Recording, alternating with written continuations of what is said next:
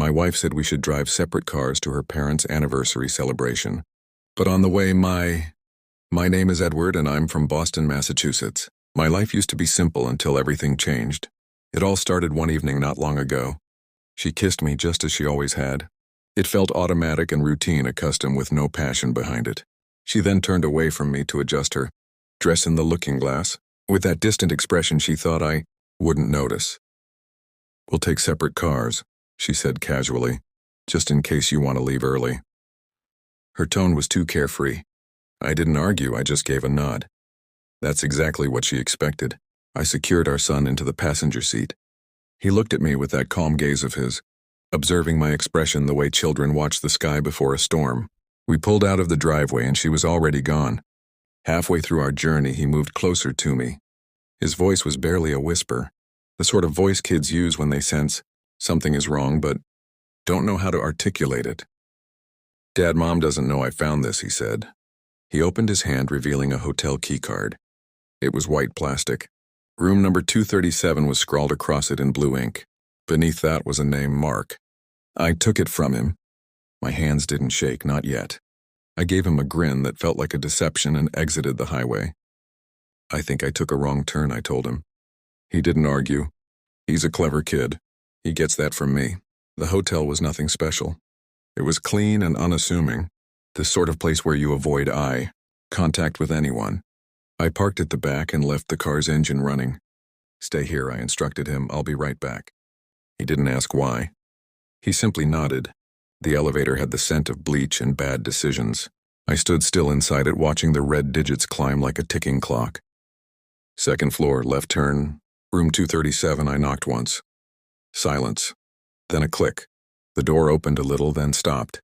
A man stood there, tall, with his shirt half unbuttoned and bare feet on the carpet.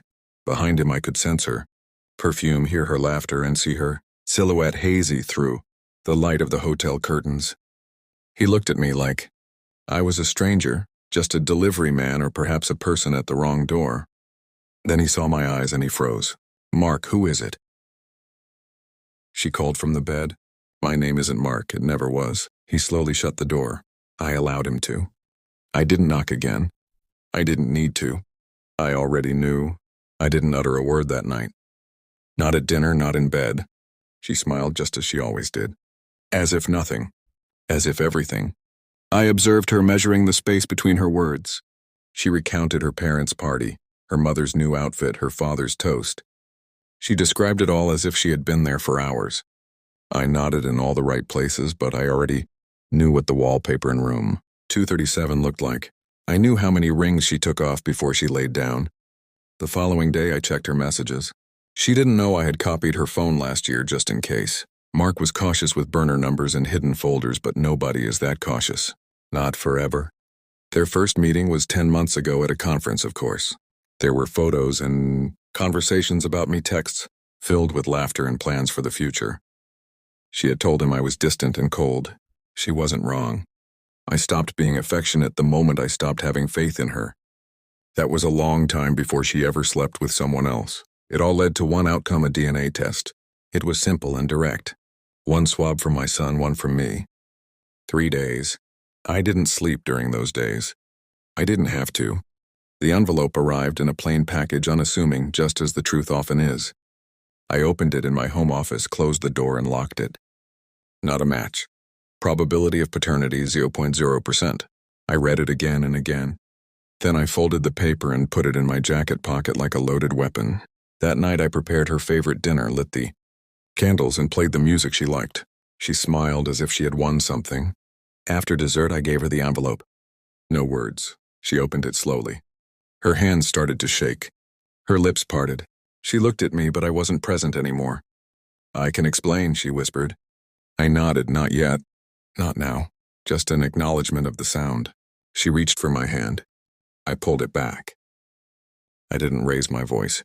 I didn't use profanity. I simply slid my phone across the table with her. Messages to Mark already open with the photos and the dates and the locations.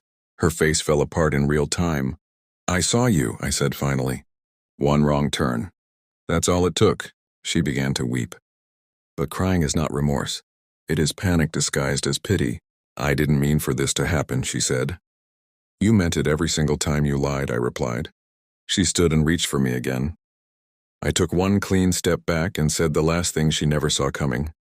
He's not mine, but I will raise him like he is because you don't deserve him. She fell into the chair as if something had cut loose. I turned and left her there. No slamming doors, no final threats. Just silence and distance. He was sitting on the porch steps when I returned home, still holding that key card.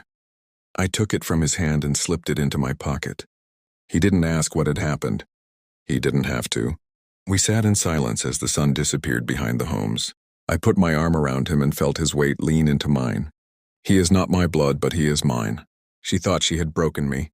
She only revealed what was already gone. And now I know who I am without her. Finality is not loud. It is a closed door that no longer requires a lock. And I never looked back. Come on, guys. Don't just run away after listening to the story. Hit that subscribe button on Home Exposed. One click from you and I'll stop begging for subs, maybe.